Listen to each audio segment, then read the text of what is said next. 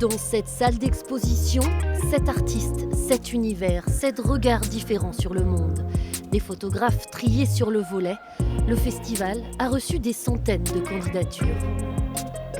Quand on reçoit les dossiers de l'appel à auteurs, effectivement, on les regarde tous consciencieusement, à la fois visuellement, parce qu'évidemment c'est la première accroche qu'on va avoir, c'est le côté visuel de l'image, et ensuite effectivement il y a tout ce qui est derrière, parfois aussi un petit peu le parcours, l'histoire, enfin voilà.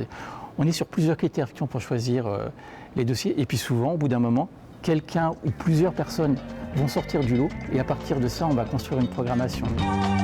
Et cette année, le grand gagnant du festival, c'est le portrait, notamment avec l'artiste Christophe Beauregard qui interroge la question de la pose et du cadre. Christophe Beauregard, lui, il a décidé de faire primer le fond autant que le personnage, puisque effectivement, quand on regarde bien les portraits, on est quasiment attiré par le fond qui est très coloré, qui fait parfois un peu papier peint, un petit peu kitsch, et en fait le fond, ici, a quasiment autant d'importance que le personnage.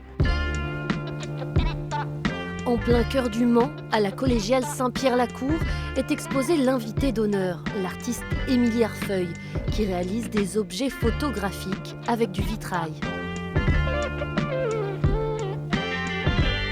Ici, il s'agit de photographies qui ont été prises dans le noir, c'est-à-dire qu'il s'agit de corps, de végétaux, de minéraux qu'elle a peints avec des pigments particuliers qui réagissent aux UV. Et effectivement, ensuite, elle les reprend en photographie. Un festival à découvrir sans modération jusqu'au 9 avril.